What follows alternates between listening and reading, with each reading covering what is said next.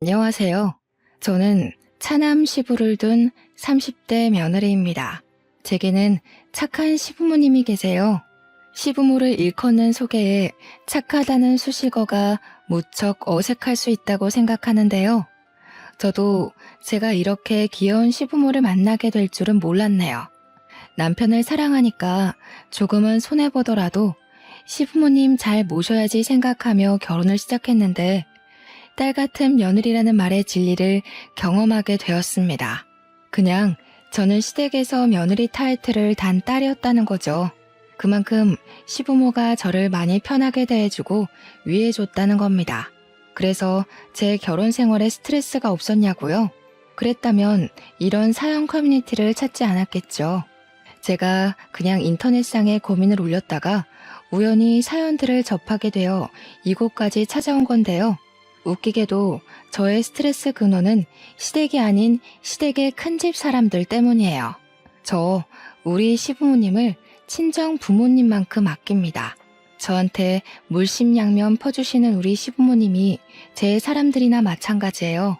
저는 평소 행실이 불량스러운 사람은 아니지만 제 사람 건드리는 인성 못난 인간들을 보면 불꽃이 튀어요. 특히 그게 우리 가족 일이라면 제 마음속 폭주기관차가 정신을 못 차리고 직진만 한답니다. 그래서 제가 본의 아니게 시댁과 큰집 사이에서 방대한 불을 지피고 말았네요. 제가 잘한 짓인지 아닌지는 저도 잘 모르겠습니다. 다만 후회하지는 않아요. 아마 다들 제 입장 들어보시면 이해해 주시지 않을까 싶습니다.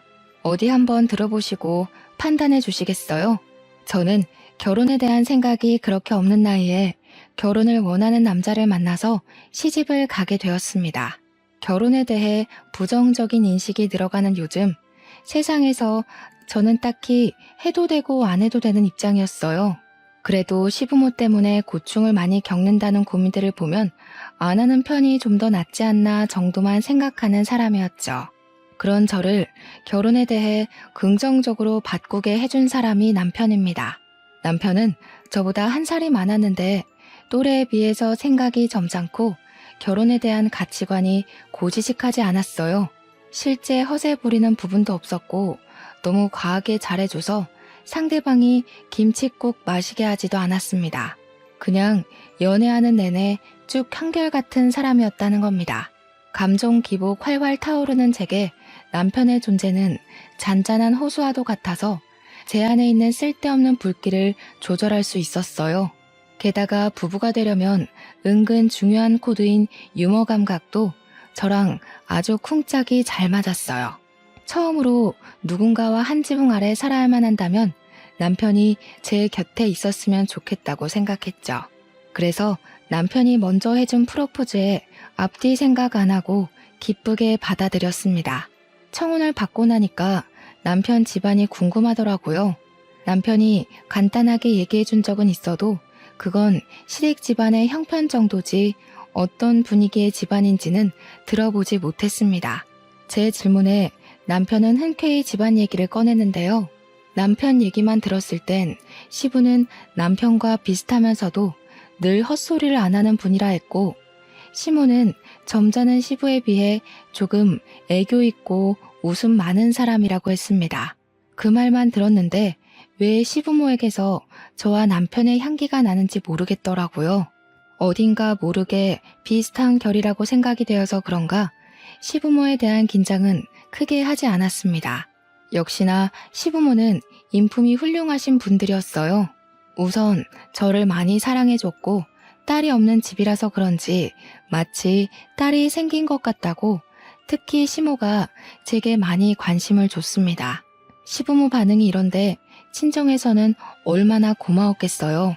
저희 친정 부모님이 저 결혼하고 제가 합가한다는 소식에 한우 세트를 2세트나 보내셨습니다. 그런 시부모님은 또 며느리 잘 뒀다고 저를 더 좋아해 주셨죠. 남편이 시부모님 나쁜 사람 아니라고 말했던 건 틀린 말이었어요. 나쁜 사람 아닌 게 아니라 그냥 세상 착하고 순하고 바른 분들이셨습니다.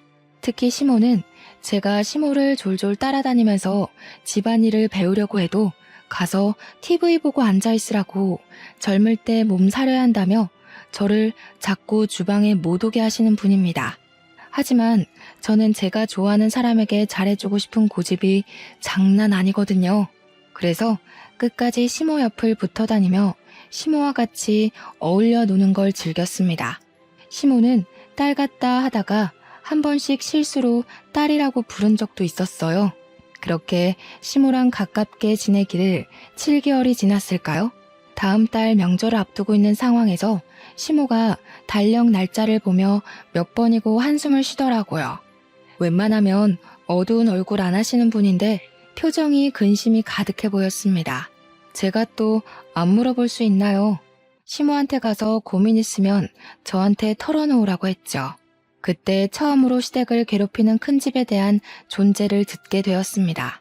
내가 그 집 사람들 만날 생각만 하면 이렇게 일찍부터 가슴이 콱 막히고 심장이 크게 뛰어. 어쩜 그리 못 됐는지 생각만 해도 치가 떨린다니까. 내가 세상 살다 그렇게 못해 처먹은 사람들은 처음 봤다. 아이고, 또 내가 쉰소리를 해버렸네. 너한테 이럴 게 아닌데 참. 괜찮아요, 어머님. 저는 하늘이 두 쪽 나도 어머님 편이에요. 큰집 식구들이 그렇게 된데미가 없어요? 아버님한테 말씀해보시지. 어머, 큰일 날 소리. 네 시애비는 그 집에 아주 충성을 한다, 충성을. 그러니 내가 혼자서 이리 소가리만 하고 있지. 아주 장남이 뭐라고 그저 큰형, 형수. 그 집 사람들 말이면 자다가도 벌떡 일어나는 게 네 시아버지야. 내가 어디다 하소연도 못하고 수십 년을 이렇게 살았다. 다른 집도 그랬는지 모르겠는데요. 시모 말로는 저희 시부가 어릴 적 가부장 제도가 좀 심한 곳에서 자란 사람이라고 했습니다. 시부가 어렸을 적인 그 당시는 가부장 제도가 남아 선호 사상이 심했다고는 알고 있었어요. 그런데 시모가 말해주는 시부 집안은 심해도 너무 심하더라고요. 시모가 몰래 해주는 얘기를 듣는데 제가 다 분해서 얼굴이 찌푸려졌습니다. 저희 시부는 집안에서 차남 입장이었어요. 총 5명의 형제 중 둘째하고 했습니다. 공교롭게도 셋째부터는 명이 짧아서 시부가 20살 되기 전에 다 돌아가셨고 장남과 차남 둘만 남은 상황에서 둘의 차별은 더욱 극명하게 드러났다고 합니다.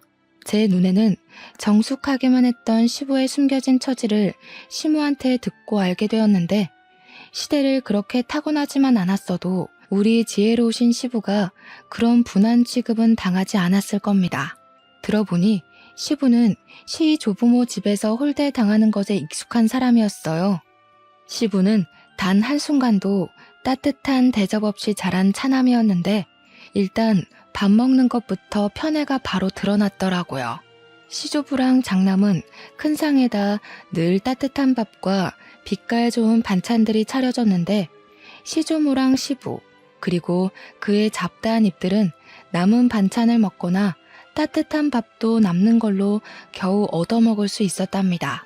그런데도 시부는 찬밥 좋아한다며 찬밥을 즐겨 먹곤 했다는데 그게 습관이 된 건지 가끔은 독립을 하고 나서도 찬밥을 찾는다고 해요. 여러분은 고깃국인데 고기 없이 풀떼기만 있는 국을 받으면 기분이 어떻겠습니까? 게다가 가족한테 말이에요. 저는 바로 따져 들었을 거예요. 하지만 시부에게 고기 없는 것 정도는 서러운 축에도 안 낀다고 하더군요. 그런데 장남한테는 시조부 시조모가 등골 빠지도록 번 돈으로 유학도 보내주고 교수도 만들어줬더라고요. 그리고 장남이 결혼할 때쯤엔 시조부가 돌아가셨는데 시조부가 남긴 유산으로 신혼집이랑 혼수 가구, 예단비를 잔뜩 해줬다고 합니다. 웃긴 건 시조부 유산이 원래 우리 시부한테도 주라고 돼 있었대요. 그런데 시조모가 마음대로 결정해서 장남한테 다 준 거라고 하더군요. 그런데도 장남인 큰아버님은 자기 건의가 더 중요한 사람이라 시조부 돌아가시고 홀로 남은 시조모를 못 모시겠다며 외면했다네요. 외면을 한 절대적인 이유는 큰아버님 와이프가 고부 갈등 겪기 싫다고 반대하는 바람에 나 몰라라 한 거랍니다. 우리 착한 시부는 요양원 가겠다는 시조모를 결국 내버려두지 못해 본인이 모셨고, 시무랑 같이 한 10년 정도 한 집에 살다가 시조모가 돌아가셨다고 했어요. 큰아버님 만행은 이게 끝이 아닙니다. 시조모가 돌아가시고 나서도 장례 절차를 담당한 건 장남이 아니라 차남인 시부였어요. 큰아버님은 당시 자기 식구들을 데리고 외국에 살고 있어서 못 오는 상황이었다고 해요. 제가 볼 땐 여기까지만 들어도 큰아버님의 장남 자격은 충분히 박탈되었다고 보는데, 아무도 장남이 저렇게 막 나오는 걸 뭐라 하질 않으니 저렇게 컸겠죠. 특히나 시조부모가 너무 장남을 아꼈던지라 장남이 이기적으로 나오는 것에 대해선 별로 개의치 않았나 봐요. 그러니까 그저 장남이기 때문에 뭐든 용납이 되었던 거죠. 그래서 시조모 유산도 역시나 큰아버님 앞으로만 되어 있었대요. 시조부모님은 죽는 그날까지 장남 이름만 부르다가 돌아가셨다고 합니다. 정작 뒤치다꺼리 다 해준 사람은 차남이었는데 말이에요. 착한 시모는 그때 처음으로 사람 묘자리 앞에다가 침을 뱉었다고 했습니다. 생고생하면서 한 지붕 아래서 죽어라 모신 건 시부모인데, 유산은 장례식 때 코빼기도 안 비친 큰아버님 댁으로 가버렸으니 서운하고 분해서 그랬겠죠. 마땅한 행동이라고 생각합니다. 저 같아도 화났을 거고 아예 묘자리도 안 찾아갔을 거예요. 아니, 어떻게 직장에서 받아도 서러운 차별을 가족이 가족한테 그럴 수가 있는 겁니까? 대체 장남이 뭐라고요? 우리 시부도 시조부모 피를 받은 똑같은 아들 입장 아닌가요? 시모 얘기만 들어도 화딱지 나는 상황에서 저는 한 번도 보지도 못한 시조부모가 얄밉기까지 했습니다. 제사도 원래 큰 집에서 하는 거라고 들었는데 장남은 한 번도 시조부모 제사를 챙긴 적도 없고 찾아온 적도 없다네요. 우리 시댁에서 시조부모 제사를 담당하고 있었어요. 그 얘기를 들은 후로 저는 시조부모 제사를 챙기고 싶지가 않았습니다. 그래도 시부모가 챙기는 제사니까 따르긴 했는데요. 대신 절을 하면서도 제사상을 차리면서도 저는 속으로 시조부모를 엄청 원망하고 흉봤어요. 제가 시모한테 억울했겠다고 어떻게 그 고생을 다 참고 살았냐고 위로의 말을 조심스레 건넸는데 시모는 그냥 살다 보니 사라지더라네요. 그 시대는 대부분 그랬다고, 자기뿐만 아니라 다른 며느리들도 대개 같은 소가리를 했을 거라면서 씁쓸하게 웃을 뿐이었어요. 이건 시대적 배경이라 어쩔 수 없이 이해를 해야 된다고 하는데 저는 이해하고 말고보다는 일단 그런 차별 대우 자체에 화가 났어요. 주원 자식도 아니고 어떻게 친자식한테 그럴 수가 있는지 모르겠습니다. 솔직히 말하면 이해 하나도 안 했어요. 시모한테는 죄송하지만 속으로는 내내 딴 생각하면서 시조부모만 비난했습니다. 그렇다고 시부 집안에서 치켜 세웠다는 장남이 그리 대단한 사람도 아니었거든요. 대접받을 만큼 뭐라도 집안의 보탬이 된 사람이면 시조부모의 행실을 어떻게든 납득해봤을 텐데, 시모가 말하는 큰아버님은 듣기만 해도 이기적이고 자기밖에 모르는 사람이었습니다. 제가 이걸 시집 온 지 얼마 안 되고 들었을 땐 그저 시부 처지가 안쓰러웠어요.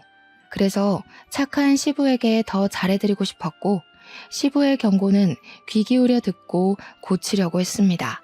그러나 큰 집을 처음 만나고부터는 시부의 경고를 지키려는 게 제 마음대로 안 되더군요. 큰아버님은 차례도 안 지내면서 자기가 큰 집인 걸 내세우며 명절에 인사는 오라고 하는 웃긴 집안입니다. 도대체 어느 나라 법인지 모르겠네요. 근데 시부는 그걸 또 군말 없이 꼬박꼬박 가고 있다고 했어요. 그래서 저도 결혼하고 처음으로 그 집을 방문하게 되었는데요. 저는 큰 집에 발을 들이자마자 황당한 상황을 겪었습니다. 우리가 먼 길을 달려왔는데도 밖으로 내다보는 식구가 하나도 없었다는 거예요. 솔직히 그때 큰 집에 아무도 없는 줄 알았어요. 하지만 그건 조금만 더 안으로 들어가면 바로 확인 사살되는 일이었는데요.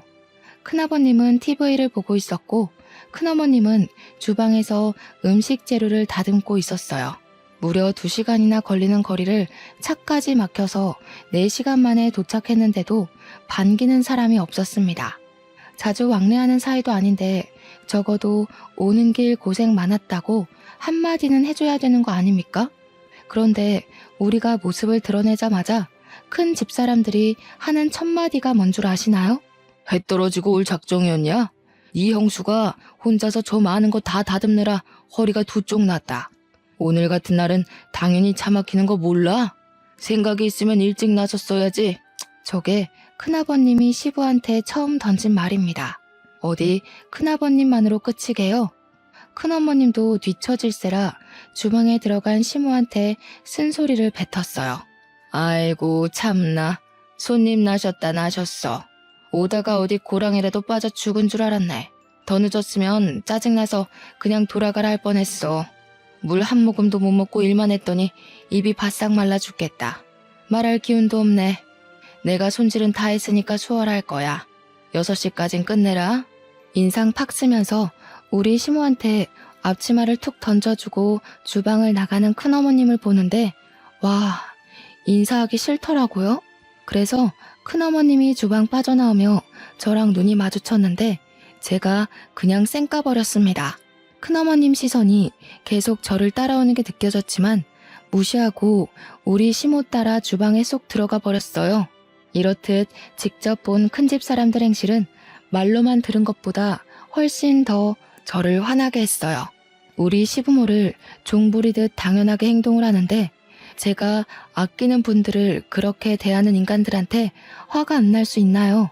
우리 착한 시모도 뒤에서는 큰집 식구 욕을 마구 했지만 정작 큰어머님 앞에서는 아무것도 못하고 깨갱하는 수준이더라고요. 그게 너무 마음이 아팠어요. 그간 어떻게 지내왔는지가 보였거든요.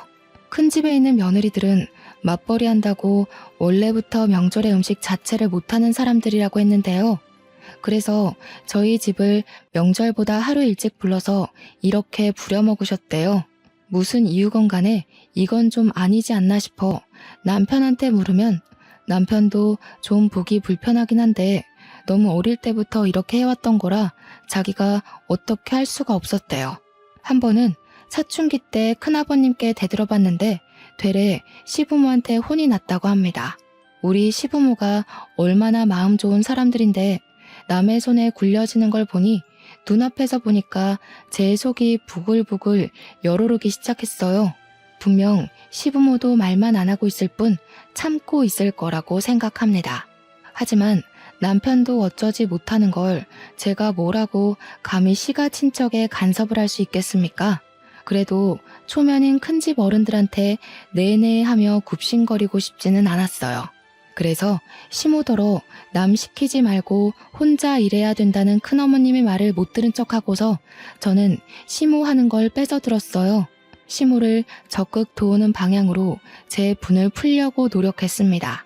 시모가 작은 목소리로 괜찮다고 저기 거실에 가서 그릇만 좀 닦아달라고 하더라고요. 명절일에서 그나마 그릇 닦는 게 가장 쉽고 별로 힘 안 가는 일이라는 거 명절 챙겨본 사람은 다 알 겁니다. 시모는 최대한 자기가 힘들고 어려운 걸 자처하겠다는 뜻으로 저를 보내려고 했어요. 그러나 그럴수록 저는 더 고집 부려서 시모 몫을 빼앗았습니다. 제가 그래도 요리에 솜씨가 좀 있는 사람이라서 누구한테 물어볼 필요도 없거든요. 그래서 제가 오히려 시모를 쉬운 쪽으로 보내려고 했어요. 저랑 시모가 그렇게 꽁냥대면서 같이 일을 하고 있으니까 큰어머님이 슬쩍 오는 기척이 느껴지더라고요. 우리 주위를 얼쩡거리면서 우리 하는 얘기를 엿들으려고 기웃댔어요. 그러다 저희의 화기애애한 모습이 못마땅했는지 갑자기 시모한테 양파 깠냐고 마늘 빻고 고사리나 빨리빨리 볶으라며 성질을 부리더군요. 그러니 시모가 저랑 떠들다 말고 후다닥 다른 일을 하러 갔습니다. 시모가 떠나고 큰어머님만 제 반경에 남아있었는데 저는 끝까지 큰어머님 안 돌아보면서 바로 표정 굳혔어요. 그냥 제 할 일만 했죠. 그러니까 큰어머님이 제가 마치 자기 며느리라도 되는 것 마냥 저한테 이래라 저래라 시키려고 하더라고요. 처음엔 무시했습니다. 그랬더니 이봐요, 이봐 하면서 나중에는 저를 툭툭 치는 거 아니겠습니까? 말본새부터 초면에 쉽게 터치하는 것까지 딱 봐도 불량스럽기 그지없는 할망구였어요. 내 말이 안 들리나? 그거 지금 할 필요 없다고. 저기 가서 전 부칠 펜 좀 달거라. 주방일 안 해봤니? 일머리가 있는 편은 아닌가 보구나. 애가 빠릿빠릿하지 못하네. 죄송해요. 저는 저희 어머님 며느리라서요. 다른 사람 말은 귀등으로만 들어요. 큰어머님이야말로 할 일도 없이 돌아다니지만 마시고 손 좀 보태세요. 그럼 더 빨리 끝나지 않겠어요? 저도 일머리 없다지만 큰어머님도 그렇게 썩... 저는 싱긋 눈웃음 치면서 차분한 톤으로 고개만 까딱 인사했습니다. 그리곤 또 큰어머님 말을 무시하며 제 할 일만 했어요. 그런데 저 때문에 시모도 놀라고 큰어머님도 충격 먹어서 순간 정적이 흐른 거 있죠. 그러거나 말거나 저는 하고 있던 시금치 나무를 조금 떼서 시모한테 조르륵 달려갔고 눈치 없는 사람처럼 간 좀 봐달라고 애교만 부렸습니다. 우리 귀여운 시모 당황해서 얼떨결에 간을 봐주더라고요. 그러면서 큰어머님 눈치는 계속 봤고요. 좀 싱겁죠? 아, 어머님 솜씨 따라가려면 더 배워야겠어요. 어머님은 어쩜 그렇게 요리를 잘하세요? 제가 진짜 100점짜리 시어머니를 뒀네요. 큰어머님은 우리 모습이 기가 찼는지 그 뒤로 주방을 박차고 나가서 들어오질 않았습니다. 주방이 보이는 방향으로 거실에 앉아 저랑 시모를 노려보고만 있더군요. 저는 제멋대로 행동한 거라 시모가 한 소리 할 줄 알았는데 다행히 시모는 아무 언급도 안 하셨어요. 그냥 저한테 더 살갑게만 대할 뿐이었습니다. 그리고 제가 남편에게 부탁해 거실에 놓인 그릇 좀 닦아달라 했어요. 며느리 부탁이면 하늘의 별도 따줄 것처럼 귀한 대우 주는 시부까지 제 말에 그릇 닦는 걸 도왔습니다. 그런데 큰어머님 산을 넘었더니 이번에는 주야장천 TV만 보던 큰아버님이 문제였어요. 그새를 못 참고 시부한테 나불거리는 거 아니겠습니까? 야야 형기야, 물기 있는 걸로 닦았으면 마른 수건으로도 닦아야지. 거참 몇십 년째 명절을 챙기는데 아직도 초짜 짓을 하냐. 너는 어쩜 예나 지금이나 발전이 없냐. 큰아버님은 말마다 혀를 차는 습관이 있더라고요. 그것 때문에 사람을 더 무시하는 본새가 심하게 느껴졌고 저는 순간적으로 우라가 치밀었습니다. 아, 진심으로 짜증나대요. 제가 이렇게 속에 열이 많은 사람인지 여태 모르고 살았어요. 저는 부쳐놓은 고추전을 바구니를 들고서 베란다에 건조를 시켜야겠다고 룰루랄라 거실을 가로질렀습니다. 그러고는 바닥에 양말이 미끄러진 척 들고 있던 바구니를 날려 큰아버님 머리통에 쏟아버렸어요. 그러자 큰아버님은 소리 꽥 질렀고 큰어머님은 난리 나서 큰아버님의 원형 탈모 머리를 손으로 닦고 문질렀습니다. 어머나, 죄송해요 큰아버님. 바닥이 왜 이렇게 미끄럽지? 아, 여기 바닥에 기름기가 있네. 큰어머님 청소 안 하셨구나. 평소에 좀 제대로 해놓으시지. 오늘 같은 날은 손님도 오는데 집안 안 살펴놓으셨어요?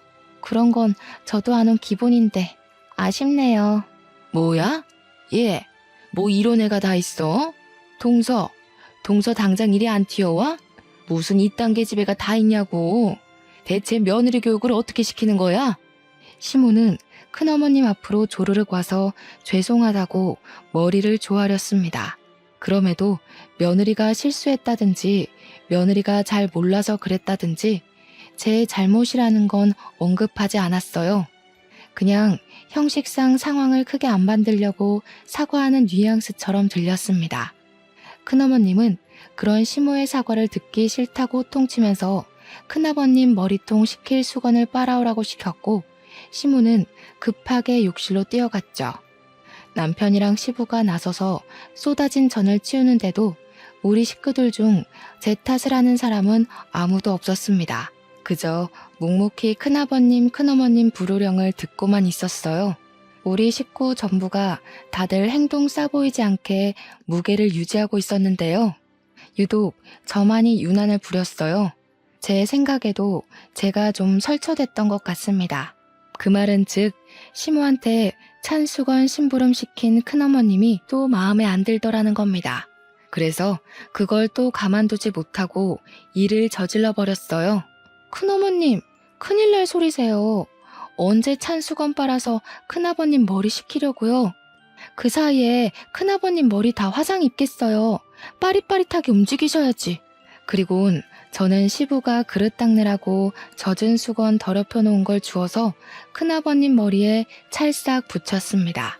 평소 결벽증 있다는 큰아버님은 냄새나는 행주 공격에 충격받아서 그대로 얼어붙었고 큰어머님이 대신 악소리를 지르며 저를 밀쳐냈어요. 시모가 찬수건을 가져왔을 때는 이미 큰어머님이 저더러 당장 이 집에서 꺼지라고 호통치고 있는 중이었어요. 저는 큰어머님 목청에 놀라고 겁먹은 척 눈물을 보였고 귀를 틀어막으며 큰어머님한테 부탁했어요. 큰어머님, 화통 삶아먹은 줄 알겠어요. 제가 어릴 때 교통사고 때문에 큰 소리에 트라우마가 있어서요. 제발 목소리 좀 낮춰주세요. 당장 끌어내라.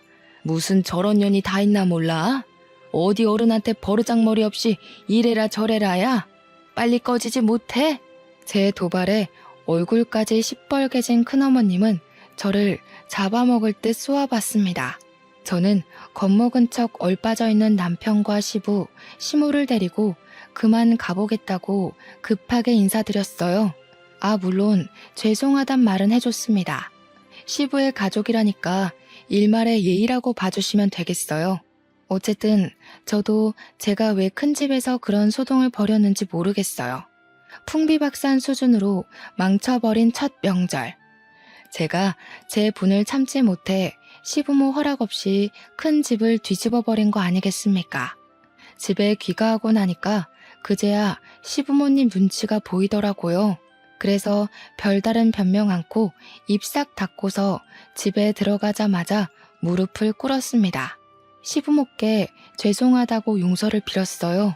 그랬더니 시부는 일찍 자야겠다고 방에 들어가 버렸고 시모는 시부가 방에 들어간 걸 확인한 뒤에야 뒤늦게 깔깔 웃음이 터졌습니다. 내가 정말 우리 새아기 때문에 산다. 나 진짜 웃음 참느라 죽는 줄 알았어. 어쩜 이렇게 교육을 잘 받았니? 사돈어른이 딸 하나는 기가 막히게 키우셨구나. 내 언제 한번 사돈댁에 식사를 대접해야겠어. 우리 집에 이런 귀한 딸을 보내주셨는데 가만히 있어선 안 되지. 시모는 그 어떤 날 때보다 아기 햇님처럼 해맑은 얼굴을 하고서 방에 들어가셨습니다. 어안이 벙벙했어요. 시부모 두 분 다 제게 별다른 혼을 안 내길래 실수한 게 아니라는 건가 싶어서 좀 헷갈리더라고요. 한참 나중에 남편이 말해줘서 알았는데 그날 일 때문에 자기도 10년 묵은 채증이 내려간 기분이었다고 했어요. 그러면서 아마 시부모도 그랬을 거라고 말해주었습니다. 시모가 깔깔 웃었던 걸 생각하면 남편 말이 영 신빙성 없는 건 아니었어요. 그럼에도 한날은 시부가 제게 슬쩍 다가와서 그날의 얘기를 흘리듯 툭 꺼내셨는데요. 저를 혼내는 건 아니었고 다시는 그러지 말라고 점잖게 일러주기만 했어요. 그 말을 들으니 시부가 큰 집 눈치를 많이 본다는 게 확 느껴지더라고요. 아무래도 시부한테는 과거의 집안 제도가 여전히 몸속에 남아있는 듯 했습니다. 큰 집이 너무너무 얄밉지만 장남이기 때문에 차남 입장에서 예의는 갖춰야 한다는 뭐 그런 심리 같았어요. 그런 시부가 여전히 안쓰러워서 저는 최대한 시부를 생각하고 시부만 위하자 그렇게 다짐을 했는데요. 도대체 왜 자꾸 큰 집 식구만 보면 제 안에 다른 자아가 튀어나오는지 모르겠습니다. 첫 명절에 거대한 대면식을 치른 후 제가 두 번째로 큰 집을 만나게 된 건 큰 집에서 직접 우리 시댁에 찾아왔을 때였어요. 큰 집에서 우리 시댁을 찾는 일은 거의 없다고 들었는데 어떻게 그런 날이 닥쳤네요. 그런데 시작도 하기 전 불만스러웠던 건 저희가 큰 집을 찾았을 때와 다르게 시부모님이 큰 집에서 도착한다는 시간보다 1시간이나 먼저 맞이할 준비를 하더라고요. 마치 집안에 또 다른 행사라도 생긴 것 마냥 집안 상태며 냉장고 상태며 화장실이며 신경 쓰는 게 한둘이 아니었습니다. 시모 말로는 큰 집이 참 말 많은 사람들이라서 그게 너무 지치고 피곤하니까 미리 차단하려고 그러는 거라네요. 그렇게 도착한 큰 집 사람들을 저희가 다 쪼르르 나가 환대를 해주었습니다. 큰 집을 문 앞에 마중 나간다는 것 자체가 못마땅했지만 시부가 하니까 저도 시부를 위해서 예의를 차렸어요. 제가 안녕하세요 하는 순간 큰어머님이 제 앞을 지나가면서 저를 엄청 째려보더라고요. 지난 명절 때 일로 계속 화나 있는 듯 했어요. 그리고 큰아버님은 이번에 모자를 쓰고 오셨더라고요. 혹시 그날 진짜 화상이라도 입으신 건가 했더니 모자를 벗은 뒤 깔끔한 머리통인 걸 보고 안심했습니다. 모자도 그냥 벗은 게 아니라 눈앞에 차려진 다과상에 뜨거운 게 없는지 살핀 후에야 벗더라고요. 그러면서 큰아버님이 저를 슬쩍 눈치 보셨는데 그땐 살짝 웃음이 나올 뻔했어요. 그도 잠시. 큰집 사람들 앞에서는 역시나 웃음이 사치더군요. 큰 집에서 우리를 찾아온 건 정말로 염치 없는 이유였습니다. 내가 네 앞으로 해준 과수원 머리다. 그거 좀 다시 나한테 돌려야겠다. 그동안 관리해주느라 욕봤으니 수고비는 따로 챙겨줄게. 한 5천이면 되겠지? 과거에 시조부모가 운영했던 작은 과수원이 하나 있었는데 그걸 시조부가 돌아가시고 시조모 혼자 관리하기가 힘들어서 큰아버님 앞으로 명의를 돌렸다고 했는데요. 원래는 그게 큰아버님이 맡았어야 할 과수원이었다는 거예요. 그러나 큰아버님이 자기는 교수할 거라서 과수원 같은 거 들여다볼 여건 안 된다고 시부한테 던져주라고 했답니다. 그래서 시부는 과수원 일 때문에 하고 싶은 공부까지 포기하고 과수원만 정성껏 돌보며 살았대요. 과수원은 시모를 만나기 전부터 갖고 있던 거라 어쩌면 시부의 세월이 고스란히 묻은 고향과도 같은 것이었어요. 시부는 과수원도 시 조부모가 남긴 유산이라면서 자기에게 남은 유일한 부모의 존재라고 보고 엄청 아끼는 보물이라 했습니다. 과수원이 가족 다음으로 소중한 재산이라고 말씀하시던 시부 마음에 감동받아 제가 똑똑하게 기억하고 있었어요. 그런데 그게 원래 큰아버님 거라는 건 그날 처음 들은 사실이었습니다. 이걸 팔겠다는 거야? 그건 안 돼. 아버지가 얼마나 아낀 건지 알잖아. 이렇게 확장까지 해서 규모도 꽤 커졌어. 갑자기 팔아넘기면 우리 과수원이랑 협력한 업체는 다 어떡하라고. 계약 위반이야 이거. 어지간히 효자인 척한다. 아버지 어머니 돌아가시고 없는데 계속 키워봤자 뭐하냐. 두 분 살아계실 때나 가꾸는 척 선심 써줬으면 된 거지. 계약 자랑은 말솜씨만 좋으면 다 타협할 수 있는 거고. 너도 과수원 때문에 네가 하고 싶은 일 못하면서 살았잖아. 이제라도 나한테 넘기고 넌 노후에 하고 싶은 거 하면서 지내. 시부는 늘 큰아버님 말에 오케이를 하던 사람이었습니다. 그러나 이번 제안만큼은 쉽게 고개를 끄덕이지 못하시더군요. 시부의 심기가 많이 불편한 것이 제 눈에도 다 보였습니다. 시부가 대놓고 티를 내셨거든요. 그러니 다른 식구들 눈에도 당연히 들어왔겠죠. 큰아버님도 시부가 바로 답을 안 주자 이것 봐라 싶었는지 헛웃음을 뱉었습니다. 어쭈? 설마 너 그 재산 탐내냐? 내가 너더러 땅덩어리 관리만 하라고 했지 주제넘게 재산 탐내라고 그랬어? 얘가 아주 요망스러운 생각을 하고 있었네. 내가 진작에 안 찾아왔으면 아주 꿀꺽했겠다. 그게 아니라 이걸 팔아버리면 돌아가신 아버지 어머니 볼 면목이 없어서 그러지. 내가 어디 재산 탐낸 적 있어? 나 부모님한테서 쌀 한 톨도 받은 적 없는 사람인 거 알잖아. 적당히 해라. 그런다고 죽은 부모님 돌아오는 거 아니다. 지금은 내가 부모야.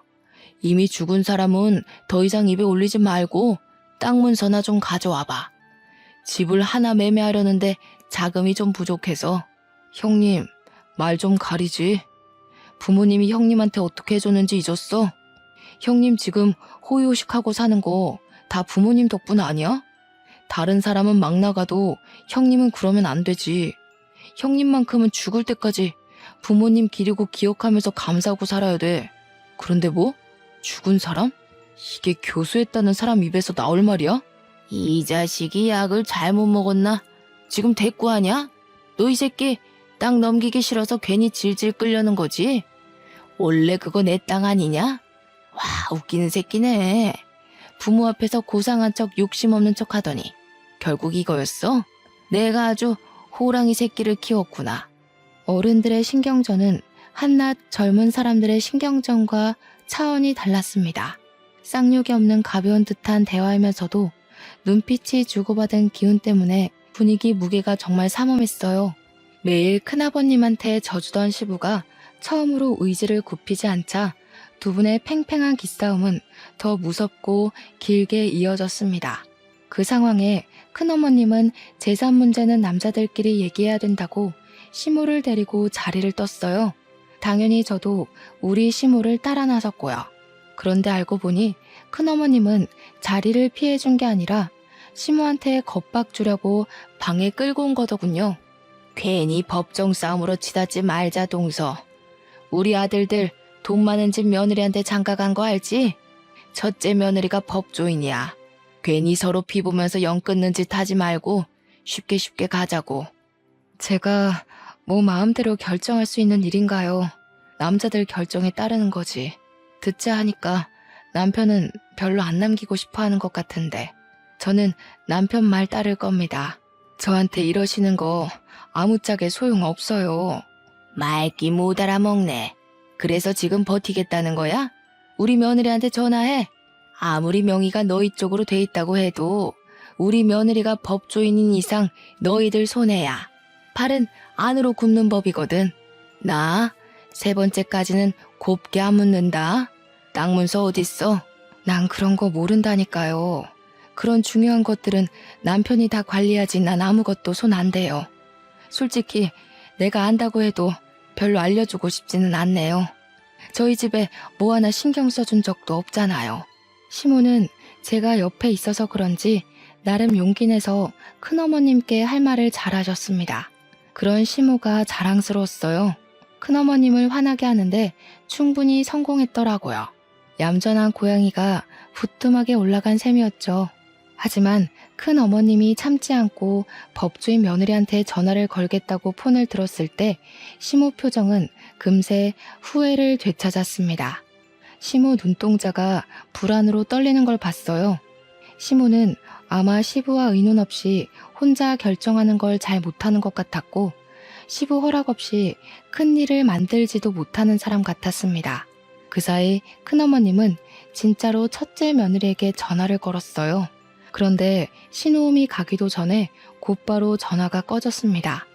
큰어머님이 당황해서 다시 전화를 걸었는데 또 안 받았어요. 큰집 사람들을 보면 의외로 웃긴 포인트가 좀 있어요. 전화 튕기는 걸 보는데 큰어머님의 당혹스러운 표정이 너무 재밌어서 순간 웃음이 터질 뻔했지 뭡니까. 그러면서 큰어머님이 애써 변명을 가미했는데요. 우리 며느리가 지금 재판 있나 보네. 바쁜가 봐. 하면서 태연한 척을 하는데 얼마나 우습던지. 심지어 더 웃긴 상황은 따로 있었습니다. 큰어머님이 자기네 며느리들은 바빠서 한가하게 집에만 있는 저랑은 다르다는 식으로 비꼬고 있을 때였어요. 전화를 튕겼던 첫째 며느리한테서 다시 전화가 걸려온 겁니다. 그러자 큰어머님 표정이 승기라도 잡은 것 마냥 들뜨더라고요. 바로 시모 얼굴 앞에다가 당당하게 자기 폰을 들이밀면서 자랑을 했습니다. 좀 봐라 얘. 아무리 바빠도 얘들이 이렇게 예의가 바르다. 다시 전화 주잖니. 이 애들은 우리를 아주 하늘로 모셔. 누구처럼 감히 며느리가 시애미한테 시시덕거리면서 까불지 않는단 말이다. 며느리에도 다 급이 있는 거야. 동서는 어쩜 며느리 보는 눈까지 없었대? 큰어머님은 저랑 시모를 쌍으로 엿먹여주고서 뿌듯하게 전화를 받았는데요. 받자마자 수화기 너머로 첫째 며느리의 성난 목소리가 쨍쨍 울렸습니다. 먼저 전화하지 말라고 했는데 왜 자꾸 전화하냐고, 약속 어기면 당장 이혼해버릴 거라는 협박의 톤이 묻어 있었어요. 큰어머님이 늙어서 귀가 안 좋으니까 음량을 크게 해놨는데 덕분에 우리한테도 다 들렸던 거죠. 차라리 전화 안 받을 때가 덜 쪽팔렸겠어요. 훨씬 더 매정하게 끊긴 전화는 큰어머님 얼굴을 시뻘겋게 만들었습니다. 정적이 흘렀는데 그 순간 저는 이때다 싶어서 시무 팔짱을 끼며 말했어요. 참, 어머님, 제가 아버님한테는 말씀드렸는데 어머님한테는 기회가 안 돼서 말 못했는데요. 저희 큰아빠가 얼마 전에 판사 퇴직하셨거든요. 인맥이 엄청 넓으셔서 우리 큰아빠 이름 대면 후배들이 다 안 돼요. 근데 큰아빠가 절 엄청 아껴요.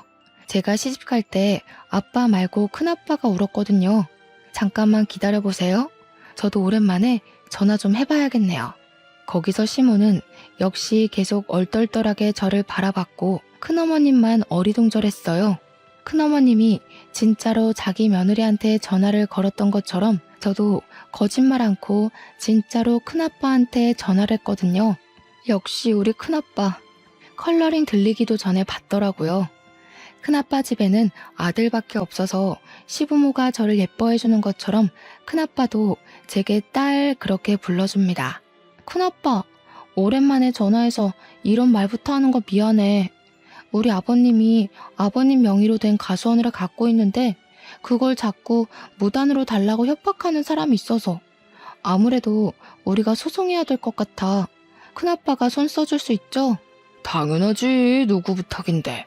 그런데 누가 남의 명의로 된 땅을 욕심부린다니. 내가 제일 싫어하는 부류가 딱 그런 빈대떡 같은 사람들인데. 아, 우리 시댁의 큰 집. 참, 우리 큰어머님 며느리가 법조인이래. 큰어머님, 며느님은 어디 소속이세요? 저희 큰아빠한테 한번 물어보려고요. 너무 약을 올려버렸는지 제 말에 깜짝 놀란 큰어머님은 그제야 사색이 되며 제 폰을 빼앗으려고 했습니다. 저는 큰아빠한테 다시 전화하겠다고 하고 그대로 끊어버렸죠. 그러고는 제가 악력을 쓰려는 큰어머님의 손길을 탁 쳐내버렸어요. 제발 고집 좀 부리지 마시고 분수에 넘치는 짓 하지 마시고 자식들 발목 잡는 짓도 하지 마시고. 예? 자랑스러운 장남을 이혼남 만들면 안 되잖아요. 둘째, 셋째 아들까지 있다고 했었나? 자식들 평생 법적 문제에서 불이익받게 해줘요? 너 이거 협박죄다. 어디서 어른한테 따박따박 말대답이야? 사람 사들여서 연기하는 거지? 내가 속을 줄 알고? 그건 끝까지 가보면 알겠죠. 궁금하면 사이좋게 법정 싸움 해보던가요. 그보다 며느리들이 하늘로 모신다고 했죠. 하늘은 무슨? 시궁창 대접 안 받는 걸로 감사해야겠던데요. 괜히 일 벌였다가 자식들이랑 며느리한테 버림받지 마시고 지금이라도 정신 좀 차리세요. 이제는 우리 시모가 아니라 큰어머님이 누나를 불안하게 굴리셨어요. 그러면서도 대꾸는 못해서 바보같이 어버버거리기만 하더라고요. 이후 저희에게 그 어떤 잘난 체도 못하고서 쌩 방을 나가버렸습니다. 얼마나 당황했으면 나가다 문턱에 발가락을 찧었는데도 절뚝거리며 뛰쳐나가버릴까요? 시모를 모시고 그 뒤를 따라 나갔더니 거실에선 큰아버님이 시부 멱살을 잡고 있는 장면이 기다리고 있었어요. 시모가 깜짝 놀라서 시부한테 달려가려 했는데 그럴 필요가 없을 것 같아 제가 시모를 붙잡았습니다. 곧 큰어머님이 알아서 큰아버님과 시부를 갈라놓더니 큰아버님 옷을 챙기고 모자를 챙기고 난리가 났더라고요. 큰아버님이 왜 이러냐고 미쳤냐고 하는데도 큰어머님은 큰아버님 등짝만 패면서 그냥 빨리 나가자고만 재촉했어요. 아무래도 나가면 제 큰아빠가 판사였던 얘기를 알아서 잘 전달할 것 같았습니다. 이젠 자기네들이 불리하다는 걸 알았겠죠. 이미 땅덩어리가 시부 이름으로 되어 있는데 법으로 덤빈다 한들 무슨 소용 있다고 두둑한 배짱을 갖고 덤볐는지 모르겠네요. 관리도 처음부터 계속 우리 시부만 해와서 명의가 큰아버님 거였다고 해도 기여도에 따라 우리 쪽에서도 지분을 받을 수 있대요. 결국 어떤 법이든 간에 큰 집 쪽이 불리하다는 겁니다. 그런데도 배 내밀고 떵떵거렸던 이유는 왠지 그 법조인 며느리 하나 믿고 있어서 그런 것 같아요. 이러나 저러나 일은 잘 해결되었습니다. 그날 대판 싸운 이후로 큰 집은 2년이 지난 지금까지 우리 시댁을 찾지 않고 있어요. 양심 없이 명절에 부르지도 않고 귀찮게 땅 내놓으라고 시비 걸지도 않습니다. 시부는 어떻게 큰 집과 연락을 잇고 있는지는 모르겠으나 그 외의 식구들은 전부 큰 집의 갑질에서 해방이 되었어요. 시무랑 남편은 이게 다 저 덕분이라고 항상 사랑스럽다고 해줍니다. 밥상에 매일 맛있는 것도 올라와요. 다소 철딱선이 없었을 수 있을 저를 예쁘게 봐준 시부모 덕분에 저는 현재도 아주 행복한 결혼 생활을 보내고 있습니다. 사실 딸을 임신한 지도 8개월이나 됐어요. 그렇잖아도 저를 복덩이 대우해주던 시댁에서 임신까지 해버리니 아주 왕비만큼이나 후한 대접을 받고 있네요. 지금이 너무 행복해서 이 꿈에서 영영 깨고 싶지가 않아요. 제 인생이 이렇게 쭉 순탄하길 속으로 항상 바라고 있습니다. 다들 저만큼 행복하시고 저보다 더한 행운 받으셨으면 해요. 들어주셔서 감사합니다.